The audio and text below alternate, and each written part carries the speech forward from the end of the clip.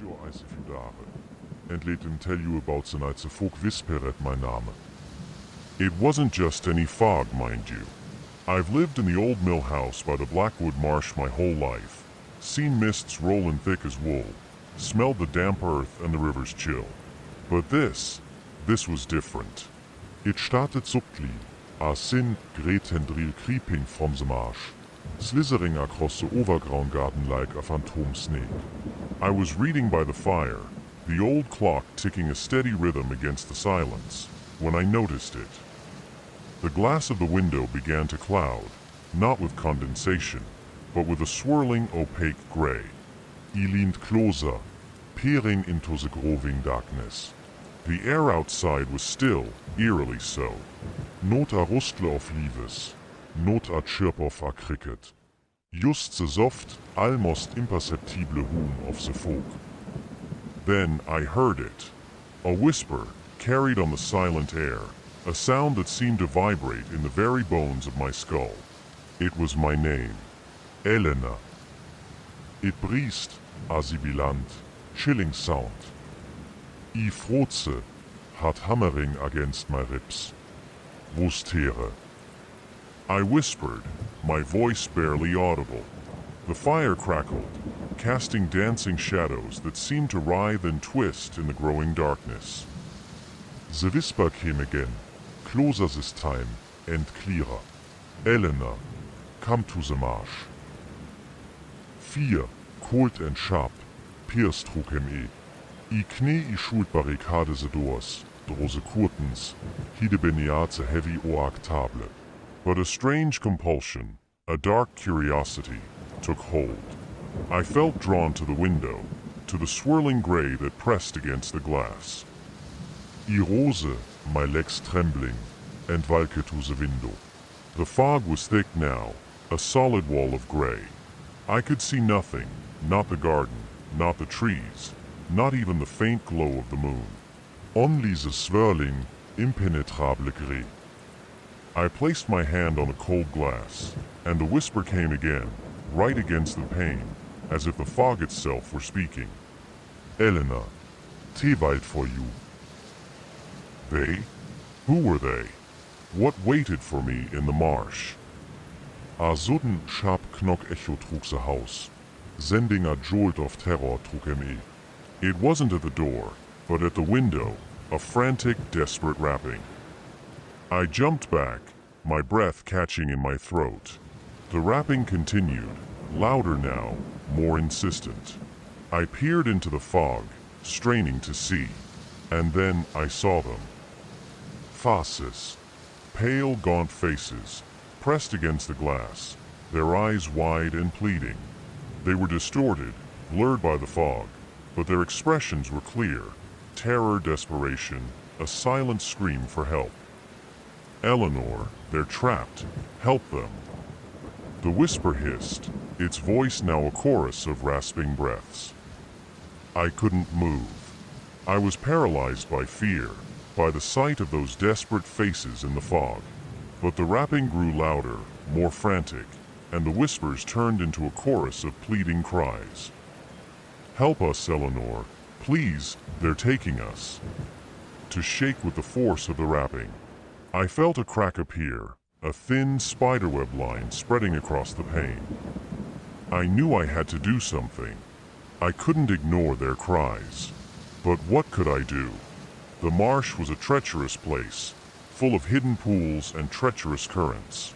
And the fog, it was alive, a sentient entity, drawing me into its depths. I grabbed the heavy iron poker from the fireplace, my hand trembling.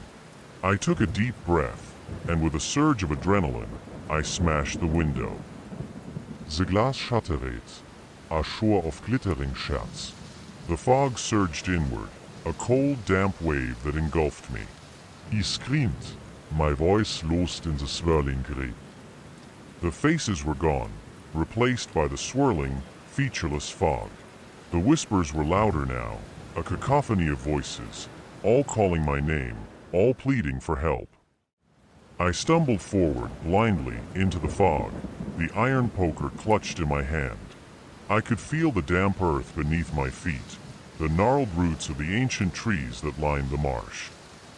Zefokretika, kolda, suffocating. I kultbare libreate. I could hear the sounds of the marsh, the gurgling of hidden pools, the rustling of unseen creatures.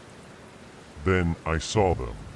Figures, pale and indistinct, moving through the fog, their eyes glowing with an eerie light. They were the ones who had been trapped, the ones who had called for help. But they weren't pleading anymore. Their faces were blank, their eyes empty. They moved with a slow, deliberate gait, their hands outstretched, reaching for me. Elena. They whispered, their voices a hollow echo. Join us. I tried to run, but my legs were heavy, my movements sluggish. Ze folk klung to me, pulling me back. They surrounded me, their cold hands grasping my arms, my shoulders. I could feel their icy touch, their empty eyes staring into mine. You're one of us now, Eleanor. They whispered, their voices a chorus of dead echoes. I felt a coldness spreading through my veins, a numbness that seeped into my bones. The fog was inside me now, filling me with its emptiness. I looked down at my hands, and they were pale, translucent, like the hands of the figures in the fog. My own eyes were empty, glowing with the same eerie light. I was one of them. And then I saw it. In the distance, trug the swirling folk, a faint light, a flickering glow, a single, small candle, burning in the depths of the marsh. The figures turned, their empty eyes fixed on the light.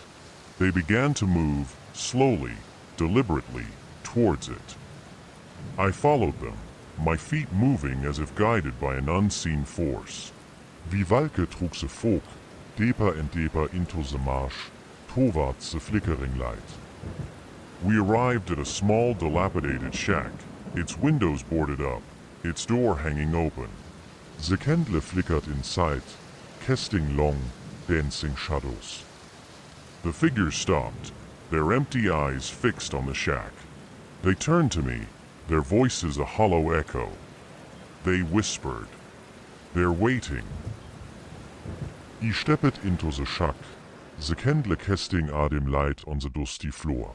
In the center of the room, a circle of stones, and within the circle, a dark, gaping hole.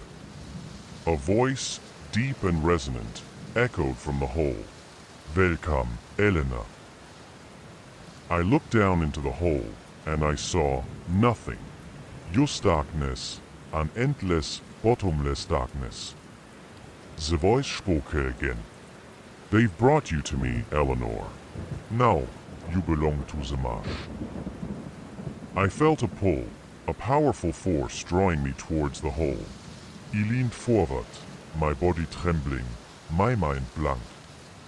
And then I fell.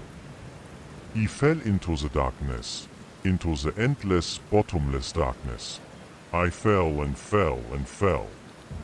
And as I fell, I heard a whisper, a faint, chilling whisper, carried on the silent air. Elena, Tere waiting for you. And the candle went out, and the fog rolled on, and the marsh waited, and it still waits for you too, to fall into the darkness. Do you hear them whispering your name? They're waiting. They're always waiting.